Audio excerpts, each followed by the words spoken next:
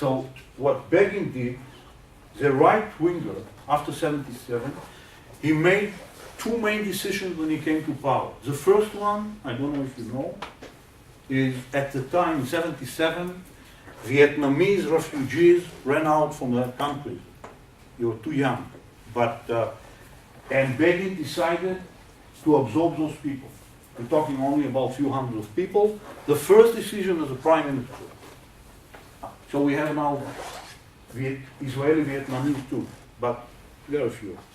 But the second one was the right winger who spoke about the land that belonged to us.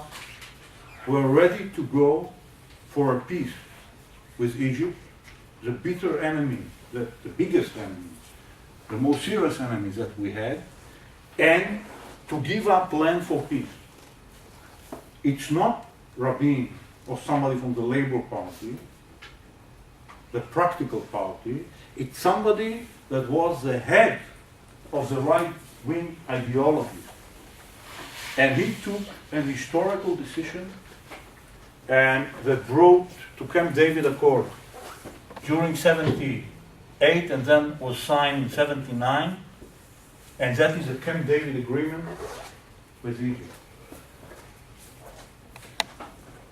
So the right-winger ideologists gave up land for peace.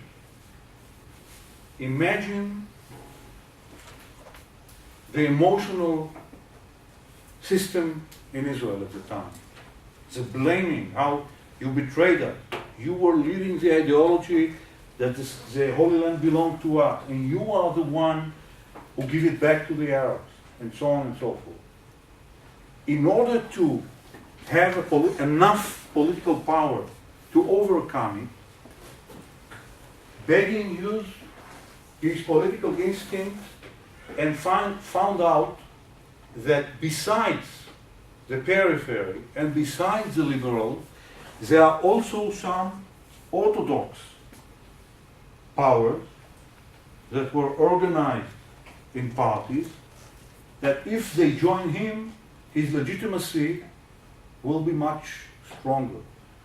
So he joined forces with the newly based parties,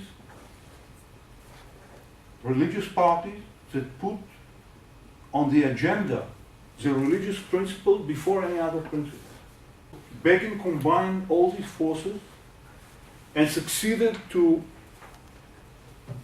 put in the Knesset the idea, the decision that we're going for peace with Egypt. That was a very emotional time because at the first time, I spoke before about destruction, about wars and so on. At the first time, the Egyptian president declared, and come to the Knesset to declare from the Knesset, from Jerusalem, no more war. That was, for us, historical step. And Begin was forgiven by most of the people because of his courage to take such an historical decision, with all the dangers that might emerge from this decision. So we mentioned labor, we mentioned kibbutz, we mentioned ideology, periphery, Arabs,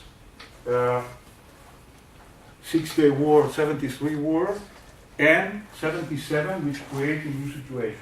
Okay? 77 also closed the chapter of the regional relationship of Israel, because for the first time we are not facing a war, not against 5 countries, not about 3 countries in 67, not about 2 countries in 73, Egypt and Syria. We're talking about coming into peace process. It's different, at least in the declarative level. Okay? Now, the Likud is in power, not the Labour, but the politics basically balanced. It's not very clear that one side is leading on the other. Every election, there are changes. And in the 80s, during the 80s, when Peres was prime minister, he couldn't win totally, so they made a partition in the government. Half was Labour, half was Likud. Peres was from the Labour, Yitzhak Shamir was from the Likud. The same government. You can imagine what it meaning to us when a government going with two heads. It's not easy. For a diplomat, it's definitely a big challenge. And then the entire way of thinking is changing in the Israeli public, because now we can speak about a different path, not necessarily talking about war all the time, but rather about possibilities, regional possibilities, that not necessarily derive out of war. In those years, the 80s, those religious parties that I mentioned, like Tami and later on Chas, I write it for you.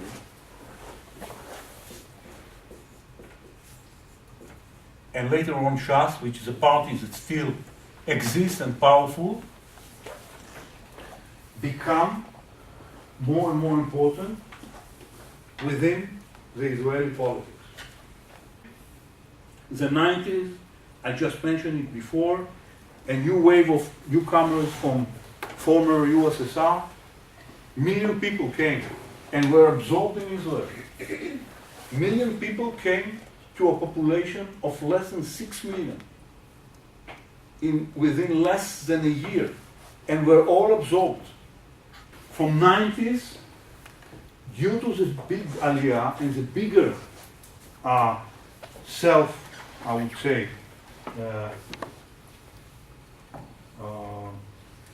self-security, if you like, we started to identify changes in our region. And that moved to a process that you know better than me about it, of Oslo, of identifying a common interest between US, us, some Arab neighbors, and the Palestinians, in order to move the region to a path of peace. That created huge crisis among Israeli public, because at that time Labour Party came back to power, 92. Rabin came as a prime minister to a second term.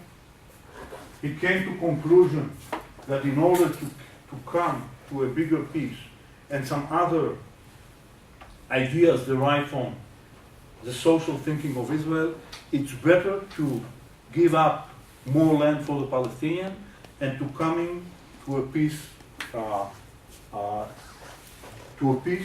land for peace with the Palestinians and with the Syrians. At that time, the way he announced his ideology, he called some settlers helicopters and all kind of nicknames and so on, and was a really traumatic time until one of them, for the first time in our history, I hope the last one, decided to assassinate a prime minister. That because of Oslo Process. On one hand, that created a deep crisis in the Israeli society. I'm not sure we really recovered from it up till now. And at the same time, the Palestinians, during the 90s and more so during the first years of the 21st century, especially in 2003 and 2004, with extreme terrorist attacks on us all the time, didn't win the trust of the average Israeli that they really meant it. We succeeded to fight terrorism from 2004 to 2005.